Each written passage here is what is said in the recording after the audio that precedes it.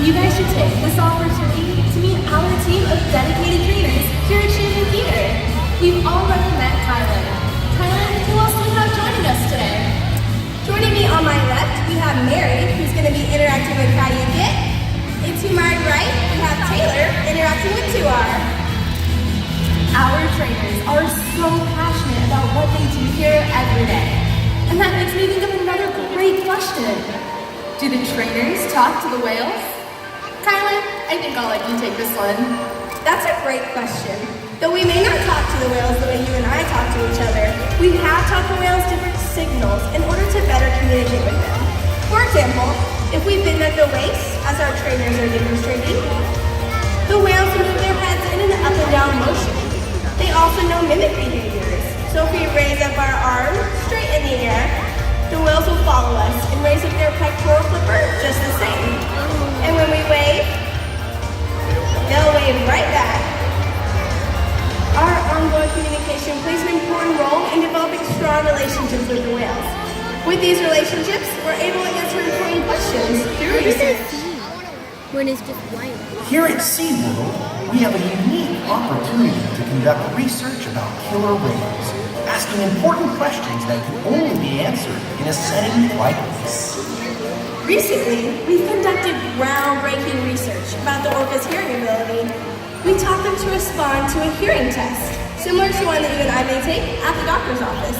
With these tests, we found that orcas have a remarkable hearing ability and can hear at frequencies that we can't even detect.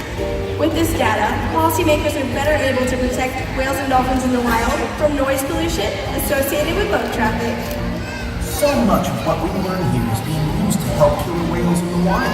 Of course, there are other questions that can only be explored by studying whales in the ocean. By exploring questions both at SeaWorld and in the wild, our combined research gives all of us a better understanding of killer whales and the places they live. That's what I call working together. Information flowing in both directions, from our parks to the wild and back again. That way, everyone benefits. Whoa, that certainly is a lot of questions. But believe it or not, we get them every day. We sure do. And to better answer your questions, orcas communicate using all kinds of vocalizations. Let's take a listen to some of those sounds.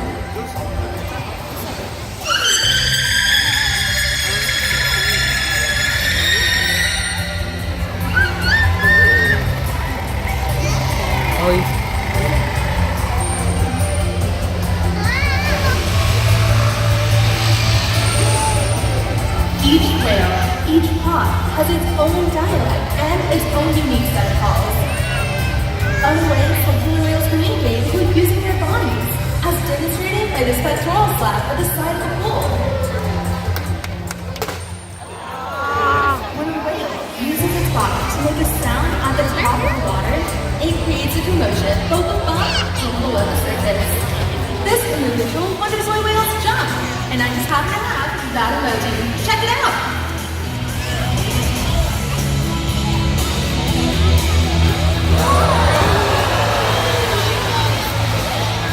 A jump like that is called a breach. The orcas may do it to show a little excitement, display power, or get the attention of the other whales.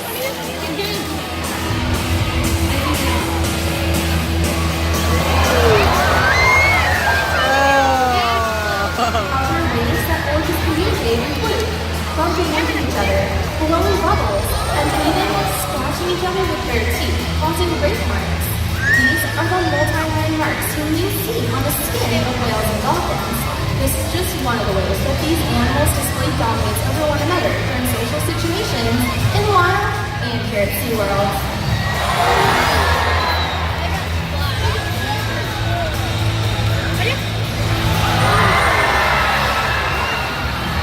We've had a unique opportunity to learn how orcas communicate using vocalizations as well as body language. But do you guys remember how we communicate with them? That's right, with signals. Just come in, look. Every day, and we want the next generation to be able to do the same. Now it's time for my favorite part of the show. Before the show, we chose 2 volunteers from this very audience meet our whales and show us how we communicate using signals just a little bit more. On the glass plane closest to me, we have Elijah, who's going to be meeting Tuar today. And on the further end of the pool, we have Kylie, who's going to be meeting Kai. All right, guys, let's go ahead and introduce yourself to the little whales and give them a big, nice wave hello.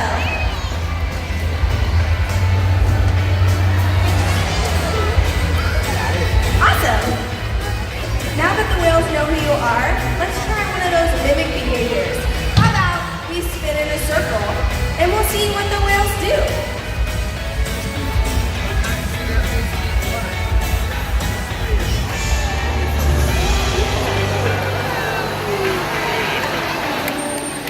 Wow, they're following you by spinning in a circle too.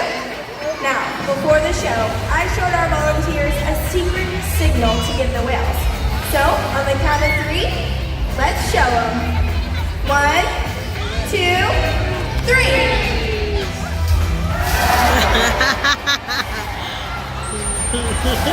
Just a friendly reminder that Chandler Stadium is a 24-hour splash zone.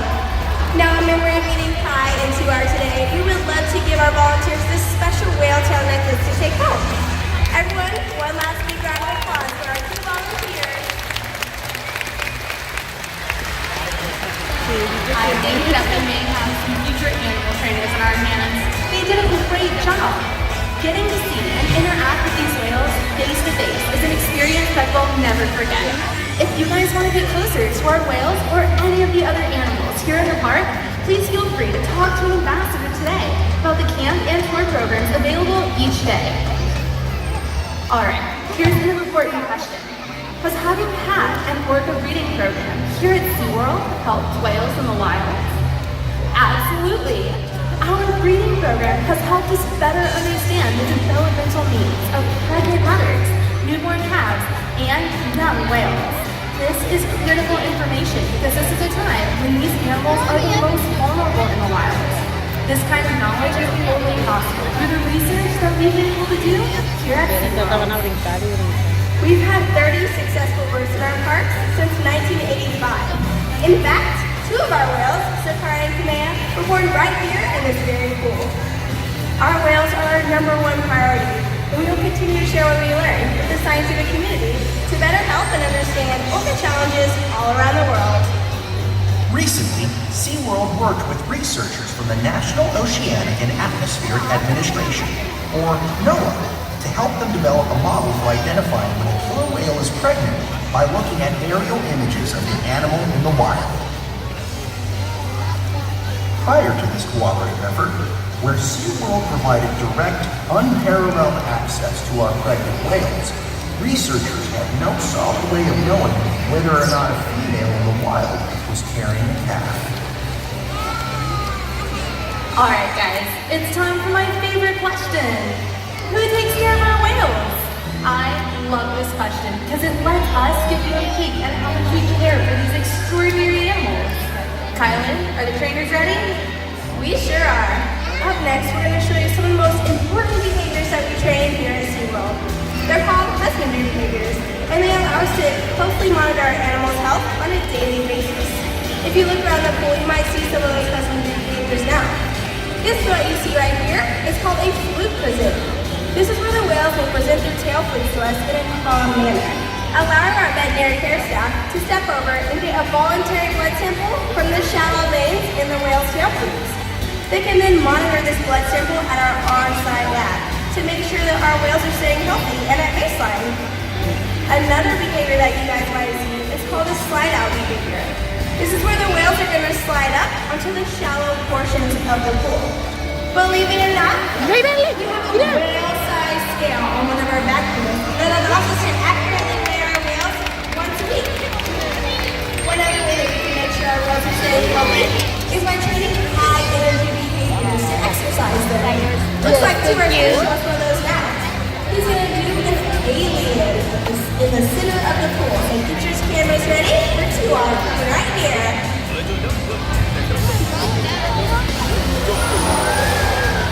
Awesome.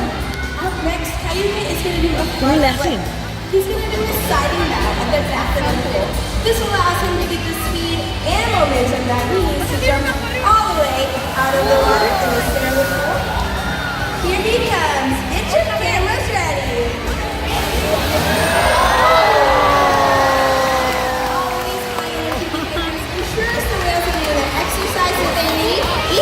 every day. Wow, that was pretty impressive. I'm sure, though, with all those high energy behaviors, our guests must be wondering how much does an orca need to eat every day to stay healthy? Just like us, each whale has different dietary needs. For example, our smallest whale, Kamea, weighing just over 2,000 pounds, eats 85 pounds of fish daily, while our largest whale, Kayuke, weighing over 9,000 pounds, gets 200 pounds of fish every day.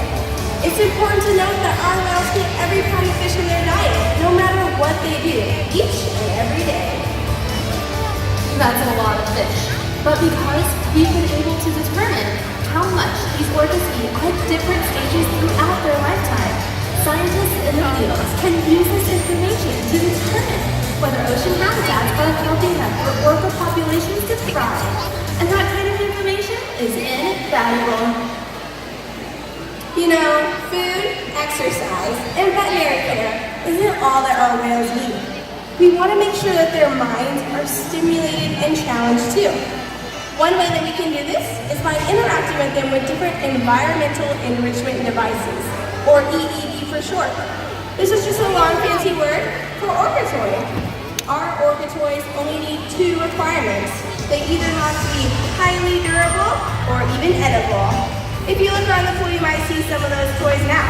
Kai's going to be playing with looks like a pill with a strap on it, which is just a hard plastic toy that our whales seem to really enjoy dragging all around the pool.